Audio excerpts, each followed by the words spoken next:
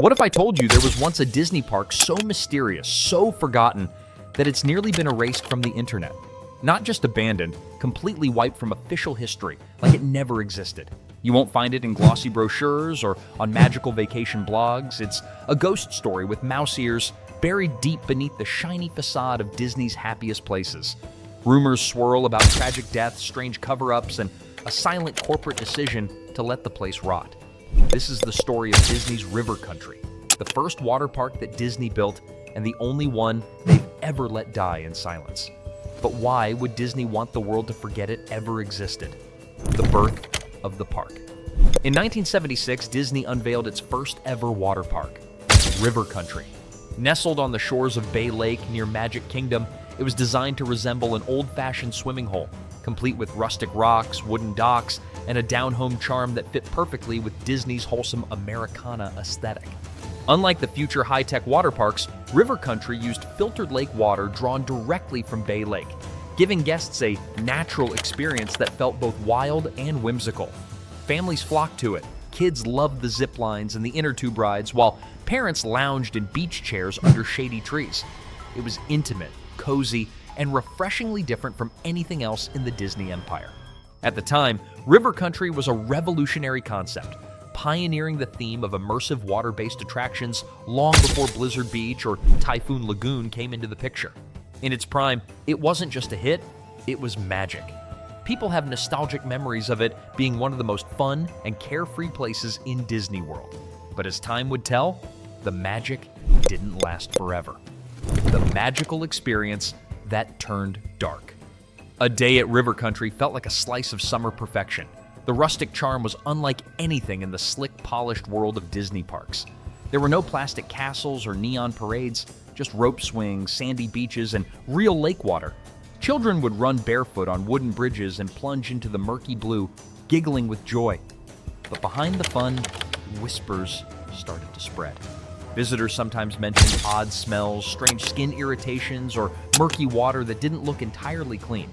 You see, while the water was filtered, it was still lake water, a risky move even back then. Experts began raising questions about whether the filtration system could handle naturally occurring bacteria and microorganisms. But in a place built on dreams, not many dared to ask too loudly. Over time, a few quiet concerns turned into louder unease, especially among health professionals. Something didn't feel right. And as history would soon show, that uneasy feeling wasn't just paranoia, it was the early signs of a looming tragedy that Disney would rather forget. The tragic incident. In 1980, River Country made headlines for all the wrong reasons. An 11-year-old boy from New York visited the park with his family, seemingly just another summer vacation. But days later, he died from a rare brain infection caused by Naegleria fowleri, a deadly amoeba found in warm freshwater lakes. The parasite enters through the nose and attacks the brain. It's almost always fatal. The connection to River Country was quietly acknowledged, but Disney stayed mostly silent. There was no media frenzy, no park-wide warning signs. It was handled discreetly, almost too discreetly. To this day, many people who visited during that era never knew about the death. Disney didn't shut the park down after the incident. They didn't overhaul the water systems. Life at River Country carried on like normal, but something had shifted. Behind the scenes, questions about safety and liability began to linger. The joyful splashes of River Country now carried an echo of fear, and for some, the park would never feel the same again. Slow decline and sudden closure. By the late 1990s, River Country's charm had faded. It wasn't just the dark rumors or health concerns, it was competition. Disney had launched two bigger, bolder water parks, Typhoon Lagoon and Blizzard Beach. With modern filtration, wave pools, and high-speed slides, they quickly stole the spotlight. River Country began feeling outdated, almost primitive. Attendance dropped, maintenance lagged. In November 2001, Disney announced River Country would close for the season. At the time, it was said to be temporary. But months passed, then years. The gates never reopened. There was no official statement, no grand farewell. Then in 2005, Disney quietly added a line to their website. River Country was permanently closed. No explanation, no ceremony, just gone. And that was it. A park that once hosted thousands of families, laughter and splashes, silenced without a whisper.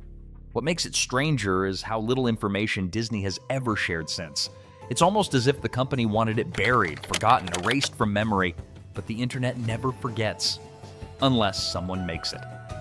What was left behind? After River Country closed, time didn't just move on, it swallowed the place whole. For years, the park was left untouched, slowly decaying under the Florida sun. Algae overtook the once inviting pools, rust crept up the metal slides, life jackets, once clutched by giggling children, hung eerily from hooks like forgotten ghosts of a summer long gone. Moss grew thick across cracked walkways, and the cheerful signage faded into sun-bleached whispers of what used to be. Urban explorers who dared sneak in captured haunting images and shaky footage of the ruins, but strangely, many of those videos vanished from YouTube. Some blogs were taken down, links broken, archives wiped clean. It's as if someone didn't want these remnants to be remembered.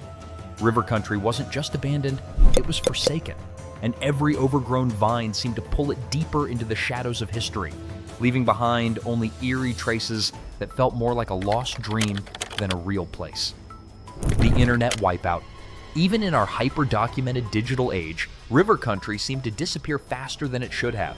It's not just that the park closed, it's that so much about it faded from the internet. Blogs that once detailed its attractions? Gone. Fan sites with photos and maps? Offline. Videos from urban explorers? Either deleted or mysteriously flagged. Even in forums, threads would vanish or be locked. Disney, for its part, never acknowledged the park after its 2005 closure. No retrospective, no tribute, nothing. Some believe this was deliberate, a soft digital erasure. And it worked. Newer Disney fans today often haven't even heard of River Country. Search engines once offered thousands of results. Now they return a curated handful. Whether it was intentional or not, the park's online footprint shrank to near nothing. It's one of the rare times the internet has let a memory vanish. And in that void, the mystery only grew. Theories and speculation. With River Country buried beneath silence, speculation filled the void. Some believe the park is haunted, that the death in 1980 wasn't the only one, just the only one reported. Others say Disney covered up more serious contamination problems. Former employees and Florida locals have claimed strange cleanup operations occurred at night, under tight security, and that access to the site was restricted even after closure. Online sleuths formed communities trying to uncover what really happened, sharing rare photos, secondhand stories, and grainy footage. A few Reddit threads even suggested Disney buried toxic materials on site. None of these theories have been confirmed, but the lack of transparency only fueled curiosity. Why did a beloved park vanish with so little explanation? And why does the company still pretend it never existed? In a world where Disney markets nostalgia, River Country became a glaring, ghostly omission, an outlier they seemingly want forgotten. If you found this story as haunting as we did, don't forget to like, comment, and subscribe. Share your thoughts below. Had you ever heard of River Country before this video? Do you think Disney tried to erase it? Or did we all just forget? Let us know what you believe.